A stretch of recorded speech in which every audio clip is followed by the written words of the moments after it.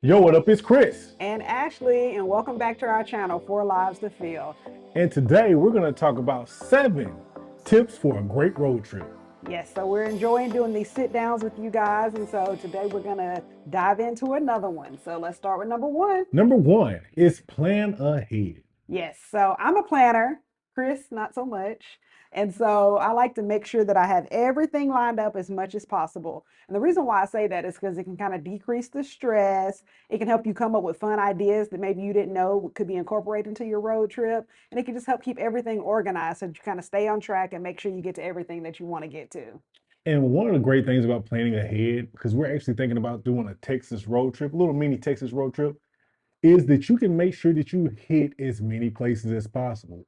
Along the routes that you plan, there are going to be some other interesting things and some kind of adventures, some little excursions, some different sightseeing things that you can come across. And if you do a good job planning ahead, you can make sure that you hit all of those stops along the way. Absolutely. And then, of course, it's always nice to have everything lined out. So, your accommodations, what restaurants are nearby, oh, maybe there I can detour and do this water park and or detour and, try this new museum or different things like that. And so it's just nice to kind of try to have everything lined out so that you can make sure you can hit up as much things as possible.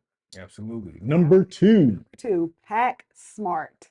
So pack smart. We have 4 kids. So packing smart is something we have to do for every single trip. and sometimes we do a better job than others, Yes. but we're Yes. trying to get better about not overpacking. We're really bad about overpacking. We are. And so think about, what outfits you're going to wear for certain adventures. Can I reuse certain outfits? If I know that they're either not going to get too dirty or if one of my hotel rooms, I have access to a washing machine, can I pack a little lighter? Make sure you're packing things for the road trip itself, not just for the locations where you'll be. So things like your snacks, things like your entertainment, which we'll talk about that a little bit more, emergency supplies, medications, all of those things. And I'm going to say footwear because I love some He shoes. does However, too much. my shoes are a little bit larger. They take up a lot of space in your suitcase. Hmm. And I really don't want to have, 5 different shoes. I don't want to bring a pair of shoes for every day. I try to make sure now that I have shoes that I can wear with multiple outfits. Yeah, so they help save a lot of space for sure. And then earlier, I said pack snacks. What we'll do in another video is show you some of our little accessories that we bought off Amazon that help us because I like to have a little bin where I can have like some snacks lined up, I can have some drinks lined up, and then have the entertainment all kind of in one where the kids can get to it quickly and have that in the car with us ready to go. And so it's important, like I said, to pack the car efficiently and then also have your luggage in the back packed with everything you need and with as little shoes as possible. Absolutely. All right, number 3, which is really, really big for me, and it's really key because usually if we're going on a road trip, I'm the one driving. Take breaks. Yeah, for sure. And so, sometimes, especially as adults, we want to get from point A to point B as quickly as possible. But a lot of times your kids, they can't tolerate that. And it just makes more meltdowns, makes more attitudes, makes it not be as enjoyable. And so, it's really important to plan the breaks, but then also be spontaneous with it. So, if everybody's tired, if everybody sees something cool on the side of the road, don't be afraid to add that detour, take a break and stop and see and kind of explore what's around you. Absolutely. And for me, I cannot drive like I used to be able to. So it's imperative that I take a break because I will nod off. And it's not really good when you're on a road trip to start, Not kind of like taking those this. cat naps. It's not at all. Yeah. All right, number 4, Yes. be flexible. Yeah, so we've actually talked about that on a few different points that we've talked about already. And that is be prepared for change, right? And so things will be unexpected. There'll be detours, there'll be construction, there'll be traffic, your accommodations may not be ready in time, all kind of things. And so I would just say, try to live in the moment and enjoy it and not get too frustrated about the little things that don't go according to plan. Yes, absolutely. You really want to enjoy your trip. And if you are, getting bent out of shape because things aren't going exactly how you thought they were going to go, you're going to end up not getting the best experience for you and your family. So it's definitely good to roll with the punches while you're on that trip. Yeah, as far as being flexible as well, sometimes you actually find something that's even better, So we've had plenty of trips where, we have a certain thing in mind that we want to do, and maybe we don't get to do that, but then we had to come up with a plan B, and then plan B ends up being even better, and we want to even do more of it. So, just kind of live a little and it's okay if it doesn't always go according to plan. Absolutely. And number five, for us, we've been fortunate or unfortunate to have road trips with young kids, and we've done many of them over the years.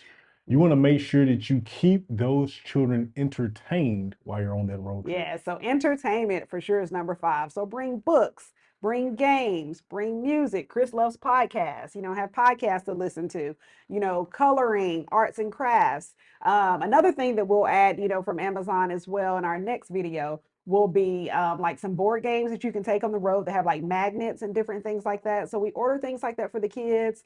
Sometimes we'll even kind of stash some surprises. If you don't mind, certain things in your car. Chris is not as thrilled about this, but little things of Play-Doh, anything to keep to keep them entertained. I'm all about entertaining them no matter They're what. already gonna leave enough food in the car. Play-Doh is not my thing, but she actually did find one time we have some trays that we bought, so the Mhm, kids can like have a flat surface to color on, mhm. or play with some little trinkets and things so they don't roll out of their laps and get lost.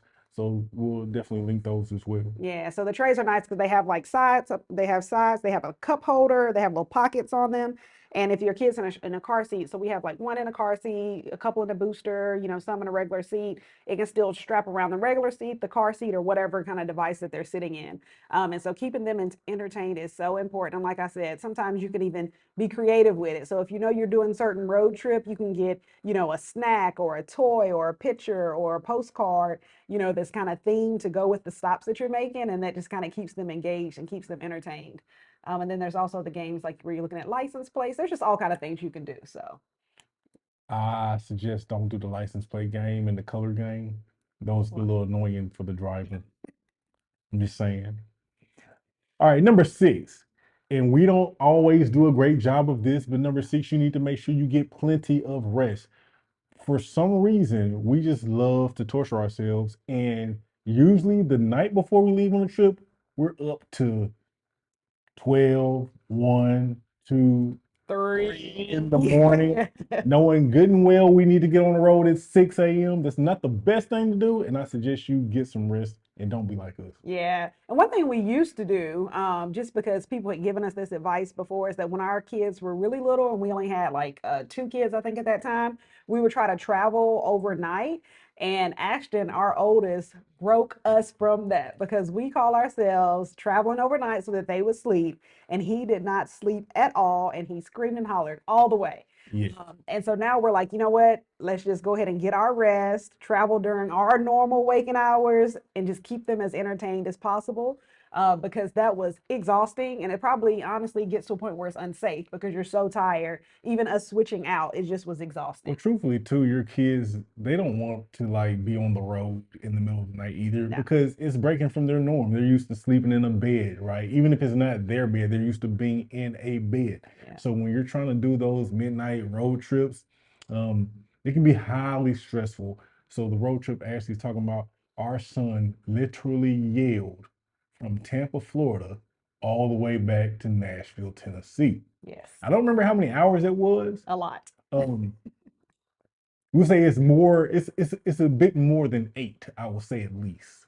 It was a while ago, but yes, I think we we blocked out the amount of hours because it that was so like PTSD is what it is. right. PTSD. So yes, make sure you get some rest and travel during some normal hours, Yes. especially if you have some young children. And we're not saying that, that's absolutely horrible advice that people gave us because we did it other times and it worked perfectly. But it just took that one time for us to be like, That's all it never takes. again. But maybe your baby or maybe your child does really well, overnight.